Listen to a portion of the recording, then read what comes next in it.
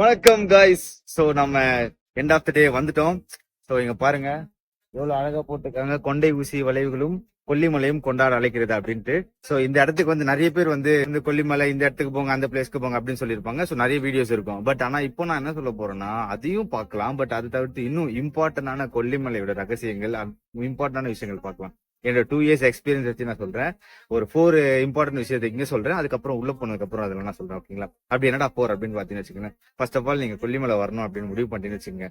உங்க போன் இருக்குல்ல, ஐபோன், நீங்க எந்த போனை வச்சிருந்தாலும் இந்த இடத்துல இருந்து ஒரு 35 பெண்டுக்கு மேல போனீங்கன்னா ஆட்டோமேட்டிக்கா எல்லா சிக்னல் எல்லா டவருமே கட் ஆயிடும். ஓகேங்களா? சோ அதனால என்ன பண்ணுங்க, போன் அப்படின்ற ஒரு விஷயத்தை விட்டுட்டு பீஸ்ஃபுல்லா இருக்கணும் அப்படின்னா வந்து இங்க வந்துருங்க. ஓகே, ஃபர்ஸ்ட் விஷயம். செகண்ட் விஷயம் என்னன்னா வந்து நீங்க ரூம்ஸ் எல்லாம் எடுக்க போவீங்க. ஓகேவா?